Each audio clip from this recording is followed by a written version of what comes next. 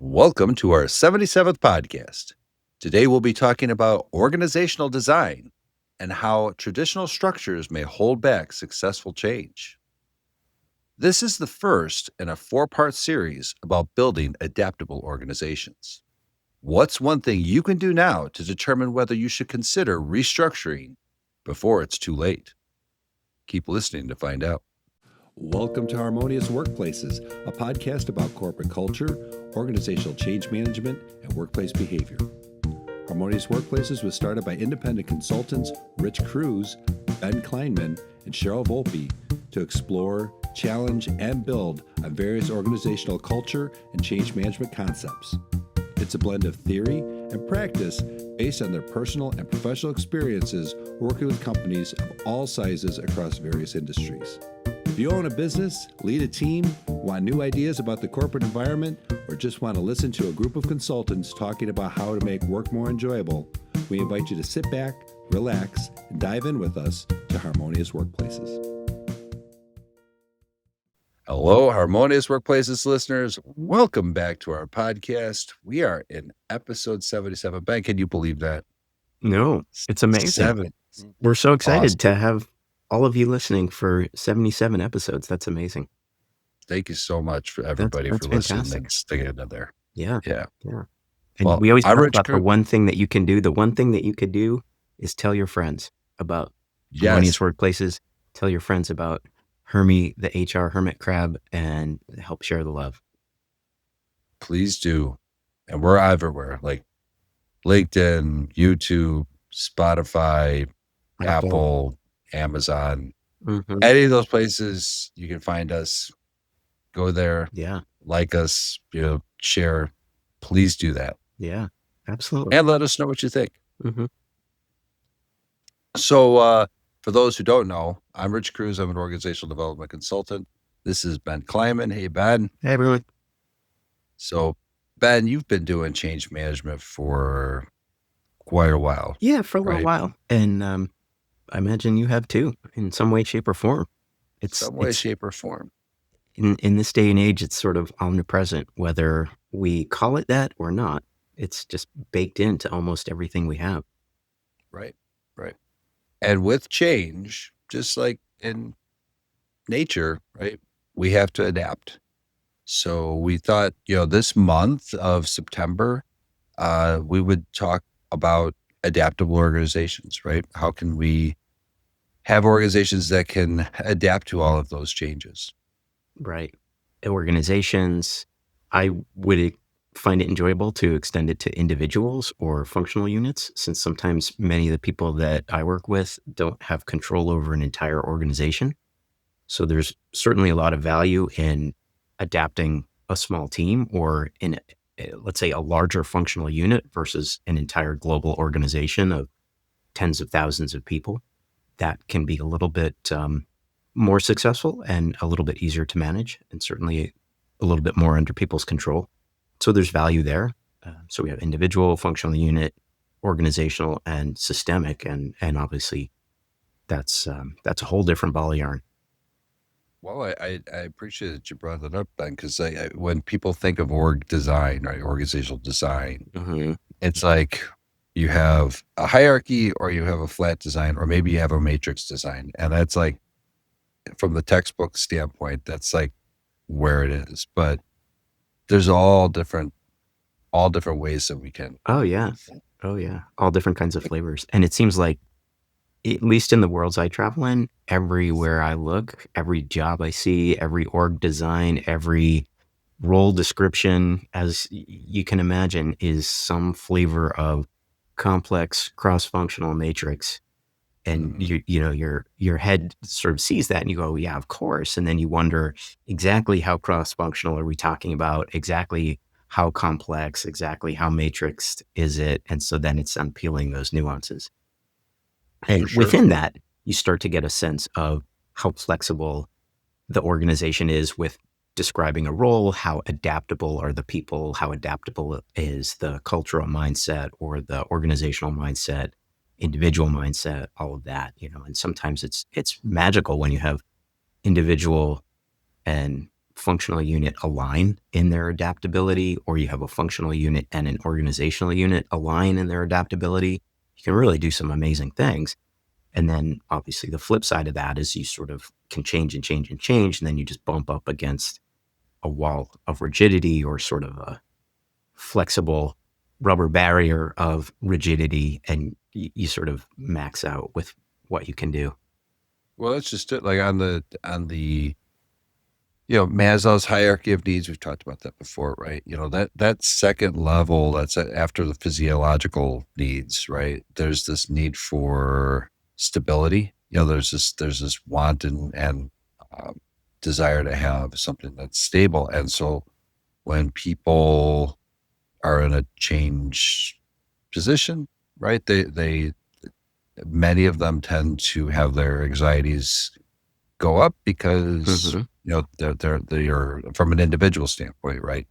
Um, their status quo has been turned upside down, right? It's no longer there. They have to kind of grieve that, but and there's natural biological responses there too. I mean, all the research points to there's neurophysiological mechanisms that seek stability, and not necessarily that they don't ever want to change or they fear or hate change, but just that it takes a little bit more to overcome any of that hesitancy or biological bias towards stability, to overcome that, to then get into that change, which I'm wondering now if that relates to Maslow's hierarchy. And so there could be some interesting ties there. Sure. Long digression. Sorry, Rich. Sorry. No, Bruce. Continue on. No, that's great, because I mean, like you said, there's this organizational side, there's this individualistic side. This is, part of the whole thing I find fascinating about industrial organizational psychology is how do people, how does the individual process things so that they can be, they can behave in a certain way at work, right? And then there's this whole social aspect, right, which is the organizational part, which to some extent is formal, right? From a cultural standpoint, we're looking at, those underlying assumptions, the values of the organization, and then how they behaviors are because of policies and procedures and all that. But then there's this informal aspect too that leadership needs to manage, right? And the overall design of the organization and its degree of flexibility, like you said, its degree of or versus rigidity, right, can really affect how people adapt to things that are going on. Mm-hmm. I have so many questions. I would love to just bombard Professor Cruz with questions. Why are you going to bombard me with questions, man? You've got a bunch of answers yourself. So no, go ahead. Yeah, go. Can we do all right. In the world of organizational design and industrial organizational psychology, there's a sense of looking at the individual as well as the organization. Is that correct? Right. Okay. Mm-hmm. And so you're looking at how do we craft an organization? How do we craft a specific functional unit or a team? Or how do we design a role so that it is all as successful as possible? Mm-hmm. Okay. So far, so good? So far, so good. Okay. Yeah. And then when you're looking at an individual within the world of org design and industrial org psychology, you're also looking at how you can help an individual adapt to a culture? Or is that more in the realm of assessment and training? Or is that all part of the broader world of org design? Wait, restate that question, Ben, so I get that a little better. Yeah, my brain is going in too many directions too fast. So it sounds like one of the things that org design and industrial org psychology is great at is designing those formal Structures, system yeah. structures, like Mhm. you said, policies and procedures, ways of working, role Right. descriptions, hierarchies, all of that. That's the formal organizational structure, Yeah. Yep. the the The design the design, of but the the organization. bones of the organization, if you will. Right. Yeah.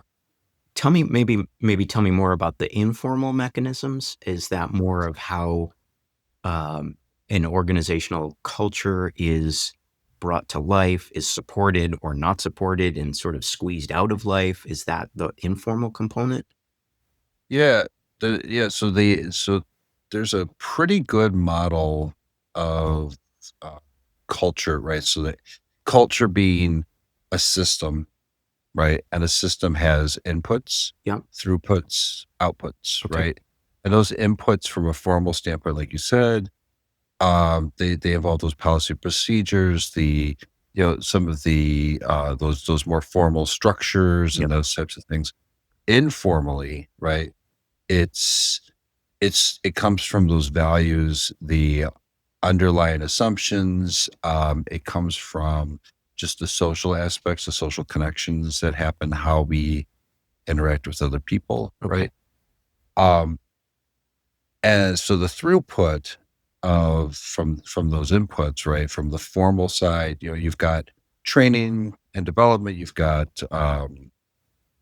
uh, you've got the processes, right, documented processes, those types of things, right. Hmm. But for that informal part, that's where we get things like organizational citizenship behaviors, uh, or the people going above and beyond Hmm. what their scope of work is, right? Hmm. Opposite to that, the counterproductive work behaviors that could Hmm. be, causing issues, right? Hmm. And all of that, those two things together creates normative shaping, right? So we're now shaping the norms that Hmm. output to behaviors and ultimately end results. Does that Okay. make sense? I Yeah, said a lot of it things. does. No, that's great. Thank you. And so it sounds like in the scope of org design, assessment and training is a component of that, and maybe not the only focus of that, but org design looks at that as a part of this whole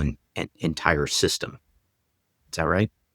Yeah, Okay. yeah, and I think you have to assess that, there are some different levels of assessment that organizations should look at, but they don't necessarily always do. Does that make sense? Right, right, right. Okay. Okay, gotcha. And so where I think I'm going with this is whether or not you might want to assess either formally or informal. How do we want to say this? Whether or not you can or should assess an individual's adaptability, a formal adaptability or informal adaptability, or an ability to Mhm. adapt to formal structures versus an ability to adapt to informal structures is maybe a better way to say it. So, do we want Sure. to assess that? Do we want to try to motivate or set goals for people to be able to become more adaptable, either adaptable to a formal structure or adaptable to an informal system or an informal process or an informal cultural norm, like you say, those kinds of things. Because it seems like if you've gone to the trouble to design an organization the way you want it, you'd want to assess new people coming in or existing people within periodically Sure. to make sure that the organizational, the formal structure and systems are still fit for purpose, and the informal structure and systems are still fit for purpose. Right, right. It all and ultimately, they all need to be congruent to the overall objectives of the organization, Right. right? Right. So Absolutely. that's Yeah. kind of the baseline for, or that's where the goals Hmm. or objectives of the companies stem from. So, Hmm. Yeah. um, I love that word, congruent.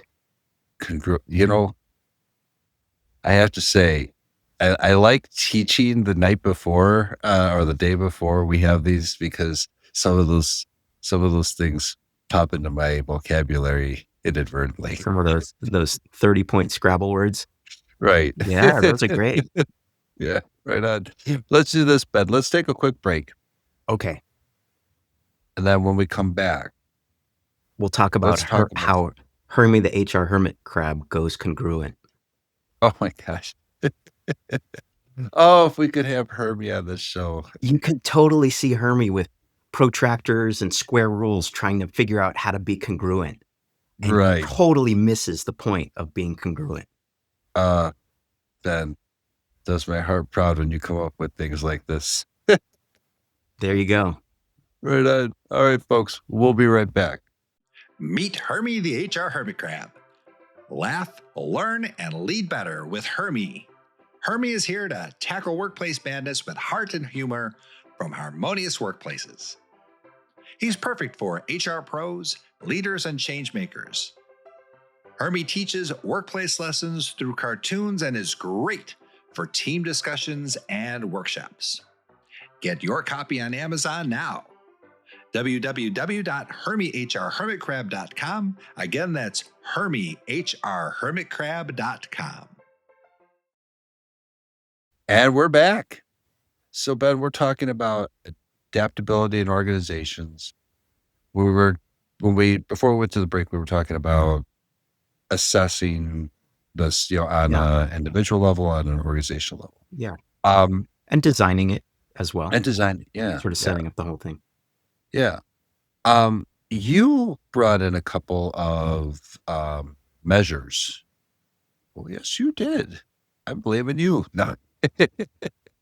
Yeah. I mean, so there are a few pretty valid and reliable instruments that are around to measure some of what we were just talking about, right? Yeah, absolutely. There's, as you can imagine, the literature, at least in the change management world, has looked at this for a while. And so there are some measures that we can look at and ways to assess how adaptable or change ready an organization is. So many times people talk about change readiness as being something of a metric that you can measure pre-change, during change, post-change, that kind of a thing. So if you have classic example would be an IT system rolling out, pre-rollout, how is your organization feeling about this change? Are they ready? Are they feeling like they're adaptable, they can handle a new change? Or are they just overwhelmed or overloaded or scared or whatever? And then as you go through, hopefully your organization is becoming more change ready and more change. You might also be measuring sort of change satisfaction, change happiness, whatever you want to call it. Sure. There's another metric that that's sort of a squishier concept, change readiness. There's a metric called the adaptability quotient that people will look at, and it's similar. They're trying to measure a person's or an organization's adaptability.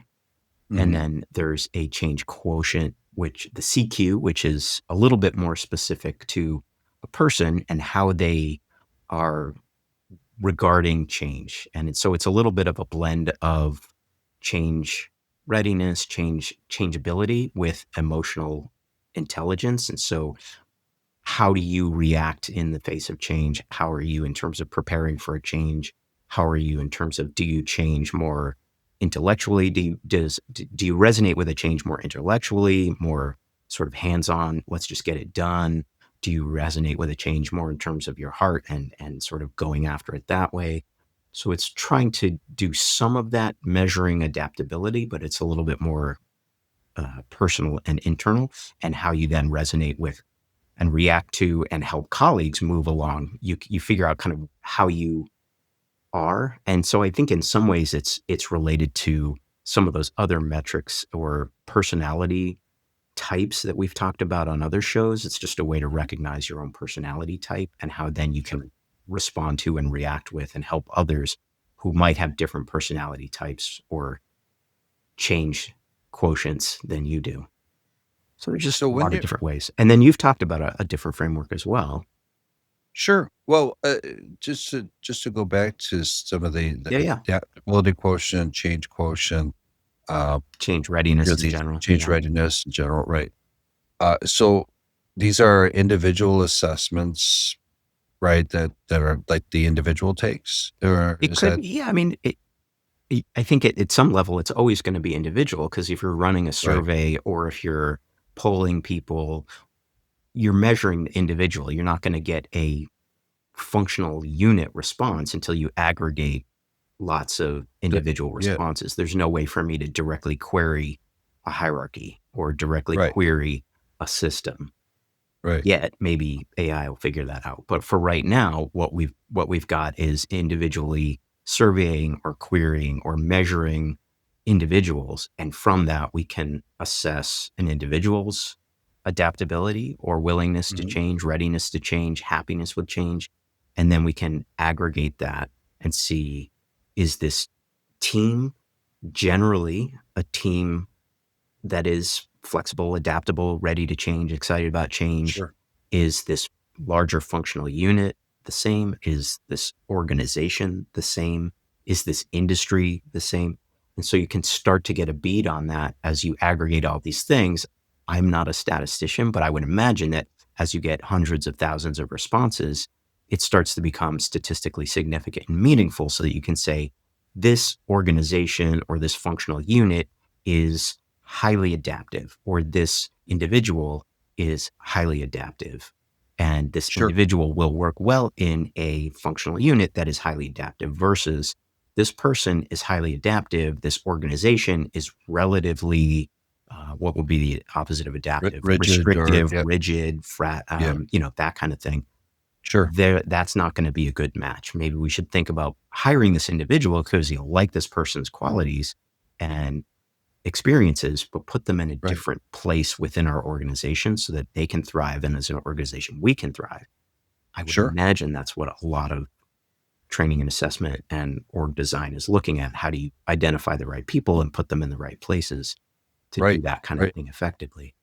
Yeah. So we're taking these individual, the responses of the individual, and that we can use that to categorize people by degrees of, their ability to be change agents, to be, who are the ones that we need to look out for. Mm-hmm. It could be, if we think we might have talked about the diffusion of innovation curve before, right? Yeah. Who are those late adopters, Have laggards that the early adopters, the champions, the people who will adapt very easily to a change once it's a little bit more baked. So they're not that bleeding edge of, we love just trying new things and let's dive right in, but right. we're okay changing as long as there's some structure and parameters around it. So there's that. And then there's kind of the next group that will just sort of follow along. They don't necessarily have a strong preference one way or the other, but they're happy to follow Sure. along if that's where the org is going. And then you have those sort of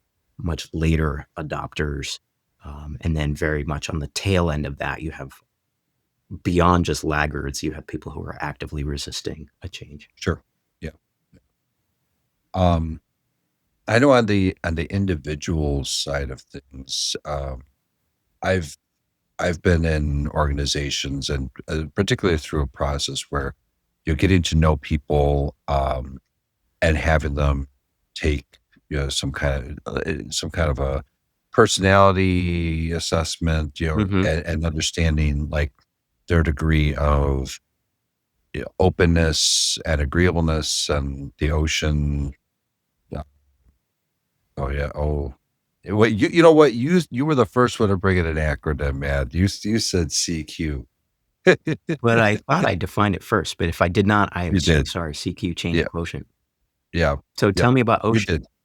Ocean. Yeah. Well, we talked We're about not that talking before. about Billy. Yeah. No, we're not. No, not at all. But we are talking about somebody's, it's the big five, right? It's the degree of, um oh boy. Okay, hold on. Openness, conscientiousness, extroversion, uh, agreeableness, and neuroticism. Wow, good job.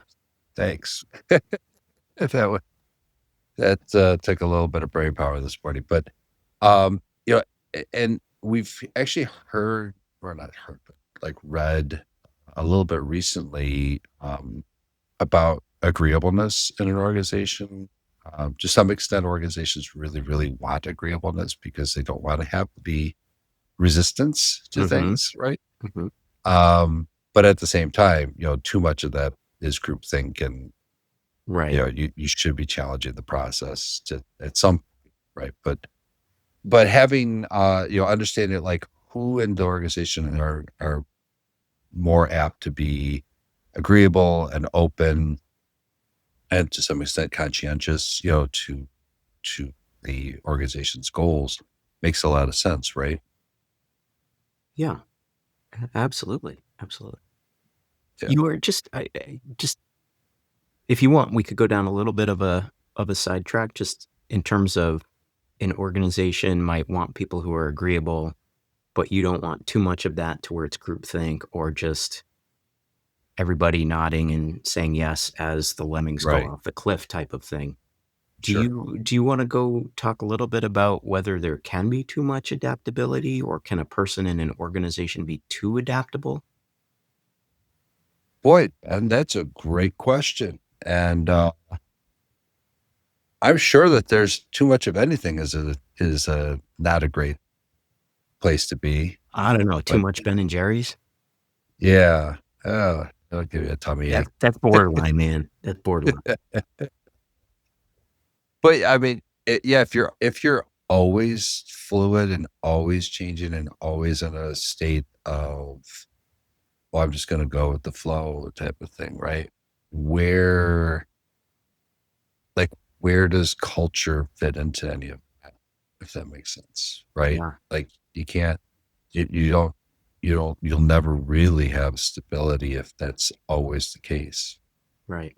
Right. right? Yeah, I wonder about that in the sense of if as an organization you're trying to set up an organization that is intentionally very fluid and very flexible, very adaptable, so that whatever the market is asking for, you can easily find a way to get that, to get to that point, to satisfy those potential customers in a way that's light years faster than any of the competitors in your industry or in your sector that might be a little more rigid. But how would you design that? How would you set up systems that are that flexible? How would you hire enough people across the spectrum of what a typical organization has to do that can be that flexible? How do you have systems that allow for that much flexibility? I mean, I just think of something even as simple as hiring or supply chain, which are not Mhm. necessarily simple, but they're just one examples. Within that, you can have flexible hiring, but there's still boundaries to that. You have to hire people to meet the laws of whatever in the United States, each state has some slight differences. The United Right. States has overall requirements as far as how you hire and fire and pay people and things like that, or supply Sure. chain.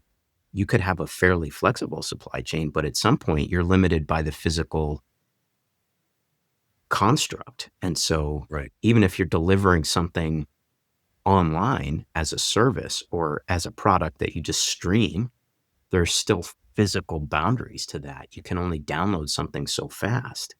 Mhm. And at some For su point, you sort of run into this flexibility boundary.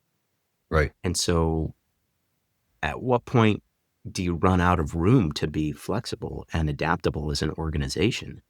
And then at what like I said, what at what cost, right? Like how do you Sure. build a system that is so flexible to where your people even know what they're doing when they show up at work? Right. Right. Well, Ben, uh, we're gonna need to go to a break in a second here, but my mind went to when you were just talking about systems, right? And something that comes to mind is an adage that every system has some level of constraint to it. Otherwise, it's not really a system, if that makes sense, Yeah. right? It has to be. Yeah. Even an open system has some level of containment, Right. to Well, you it. think even, I mean, and I'm sorry to cut you off, but just the metaphor in my That's head great. is water. You have a stream or a river. There's Right, still constraints. Like water will still seek to go down a right, gradient, and water right. is still going to be constrained by the banks of that By the river. banks. Yeah, And yeah. so there's always some level of constraint. So if you're trying to design an org that's water like, you still have to have some things that are Structure. going to be somewhat less Something. adaptable. Right, right, right. some thoughts on that when we return Ooh, I from like this it. break. All right, Cliffhanger. right on. We'll be right back. Dysfunctional organizational cultures and poorly managed transformations can devastate employee morale and motivation, leading to disengaged employees, poor work quality, and the loss of your best people. The impacts to your organization include high costs, low productivity, and wasted resources. At Harmonious Workplaces, our purpose is to help you build the best workplace possible. We are advisors applying proven organizational development and industrial organizational psychology methodologies to help you become your best organization. We are doers, using time-tested principles to help you execute organizational change initiatives smoothly and successfully.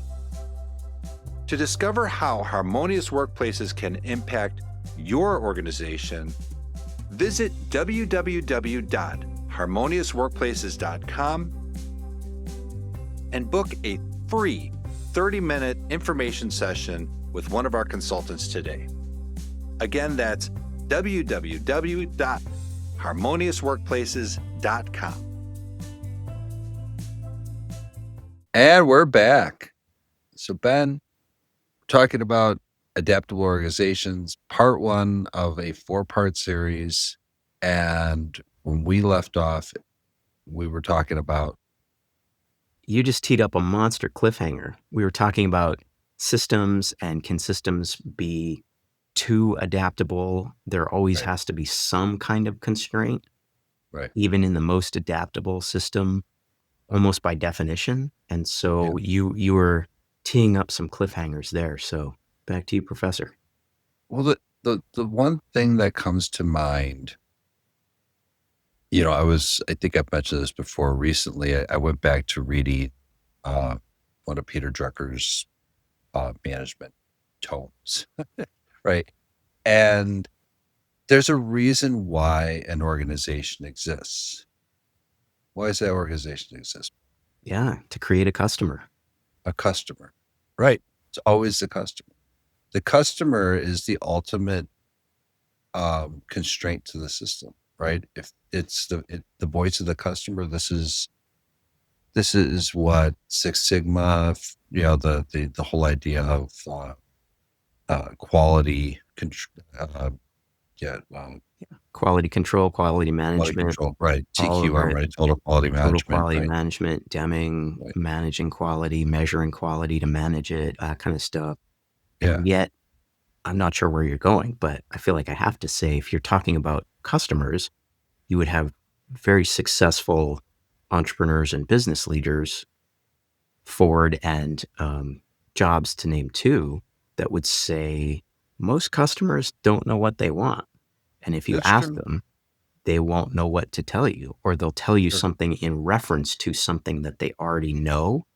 And that may not be where they want to go without knowing that there's such a place to go to. Right. The customer did not know that they needed the Model T. Correct. But Or that they needed an iPad or an iPhone. Right.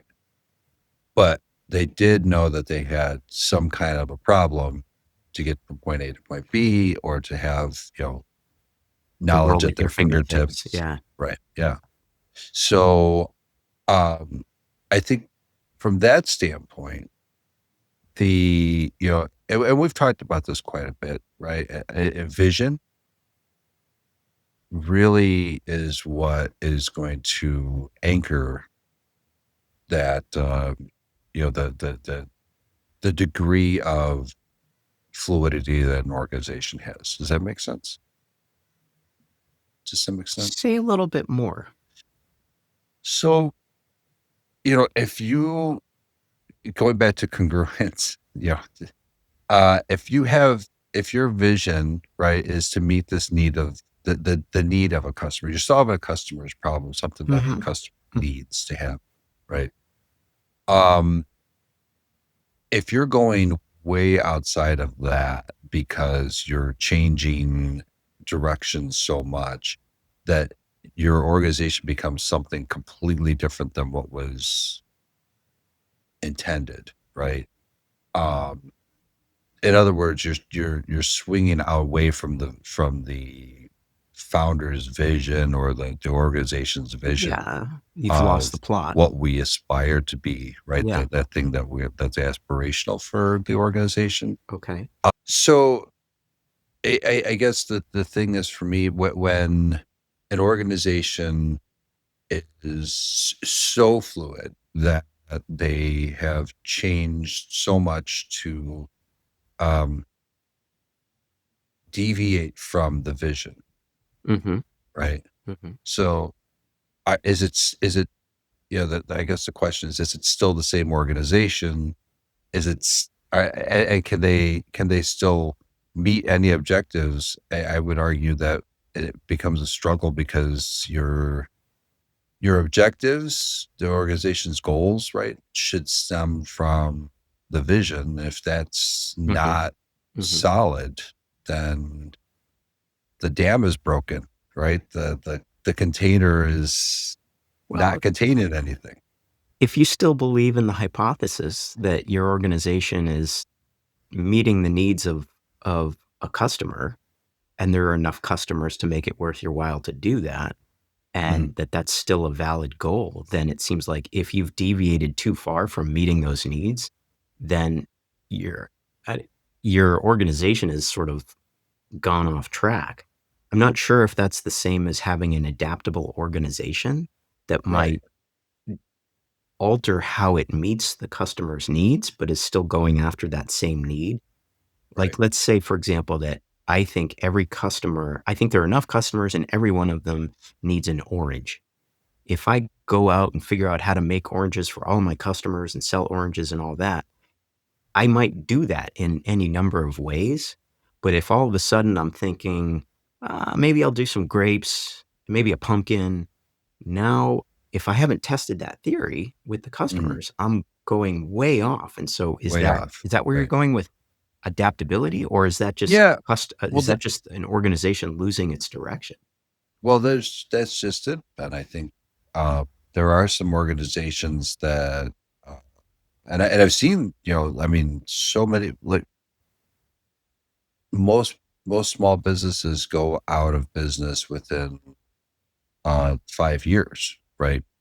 Um, And is I that mean, because sorry, go ahead. there's a significant amount of this kind of uh, business failure that happens, and I think part of that is um, that sometimes I'll be honest with you. I think this was part of one of my problems when I owned my sign company, frankly, was that you try to become everything to everybody, and you become nothing To anyone. to anyone, right? You ain't So nothing to nobody. it's right. Yeah, well, that's true, and that's maybe having that vision get diluted so much. But I'm wondering if that's different from an organization that's adaptable and Right. where that organization can say, "Okay, we're still gonna be a sign company to a Mhm. specific segment of a specific industry, and we're gonna do that really well, and we might change how we do that. We might originally start by doing printed signs or hand-drawn signs, and then eventually Sure. we sort of morph into digital signage or digital marketing or something like that, but that still Yep. seems like it's relatively the same versus we did signs and now we're going to branch out into doing t-shirts. That's maybe a riskier jump. It can be done for sure, but that's Did you did you know that that's what I did? no, is that right? You did shirts? It seriously was a part of one of many different things that we try to do. Oh, Yeah. wow. Yeah. Cool. But you're right. No, I mean, so, but I've seen some companies that they were able to persevere, right? Hmm. And part of what they did, I think that really helped was, they, um, they adapted by working with other people, forming task forces, Hmm. forming, so within their organization, forming task forces, outside of the organization, becoming parts of Alliances or partnerships alliances, or right? things like that. Yeah. Mastermind groups, Right. those types of Right. things, right? Where they were able to uh, find how they could still be part of their vision, or achieve the vision that they're going after, maintain their values, but not dilute themselves Well, by adapting and just, well, you know, chasing the wind essentially is what some right. companies wind up doing, and that's where you're Yeah. almost always destined to fail. You're going to run out of um, you're going to run out of resources before you find that next needle in the haystack. But Right. that seems like to me, at least from what I've seen, that seems like where you have good leaders, and good leaders seem to know how to balance that adaptability with going after a specific target or Right. maintaining that vision of that serving that customer Hmm. with a certain product or service in a certain way, given certain values and organizational constraints, versus blindly sticking to a plan that was laid out 5 years ago that might not hold in the given market. And Right. so there's that leadership adaptability within boundaries, like we were just saying, Right. but staying true to the vision and the culture and the constraints of the organization's resources.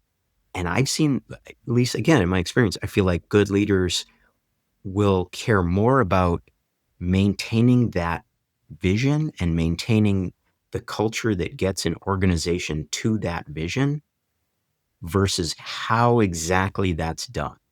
Right. So I don't care exactly how you do what we need to do, as long as it's legal and ethical and maintains the culture of our organization and that sort of thing. So Sure. within those constraints, I don't care if you color a button blue or green, as long as we have a button that is easy for customers to click on. That's whatever. It's more about the how are we getting there is less important than getting there. And good leaders seem to be able to strike that balance and inspire their people to drive that day in and day out. Sure. And Absolutely. so maybe that's where, some of that adaptability is allowed. You have adaptability in how you get something done, but not where you're going with that. Yeah. Makes sense. And Well, that's Ben, that's we leadership are stuff.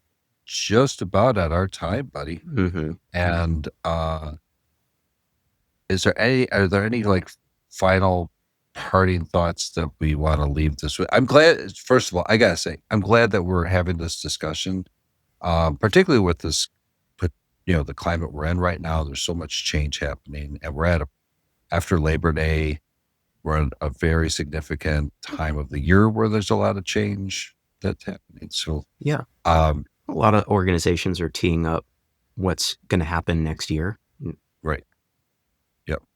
So, and I'm glad that we decided to do this in a 4-part series because there's no way we're packing this into No, there's tons to one unpack. 40-minute. Lots of good juicy stuff in there. So yeah, thanks for Absolutely. teeing it up. Thanks for the Perfect. conversation. Yeah. You asked one thing. I think it's all about congruence. This episode is brought to you by the letter congruence. And so figuring out within your organization or within yourself and your functional unit, your immediate team, whatever, how Sure. you can be congruent with the level of adaptability and helping. Maybe if you want to increase that, can you help increase that to a point? Or do you need to dial that back so that it's congruent with where the organization is going? And those can Right. grow and shrink over time depending upon the market and what your organization is doing to meet that market need. Right on. How about you? Thank you, Professor Klein. Ah, Ah, cool. Well, I'm going to say that, I like that you brought up these assessments, and I am going to do a shameless plug here, Ben. So, Plug it. yes, Harmonious Workplaces, where you can find all 76 prior episodes, right? HarmoniousWorkplaces.com. HarmoniousWorkplaces.com. Absolutely. If you go to HarmoniousWorkplaces.com/AdaptX, so that's ADAPTX, right? If you go there, what you'll find is we have a free. It's not really a true assessment, but it is a scorecard, right? And we also have a workplace culture scorecard on our website, but this AdaptX scorecard that we have can give you a snapshot of your organization's readiness for to be able to adapt to change. Highly recommend that you go there, check that out, and we'd love to hear your thoughts and opinions on it, because we think it's a pretty great program to get your organization And ready. that's all free for people to check out, right? Absolutely. Yes. And so if you're interested, you can download it, check it out. And if you have questions, you can reach out to us, and we're happy to unpack it with you and help you see where you can go with it. Absolutely. We're here for you. So until we meet again, folks, as always, make change your friend.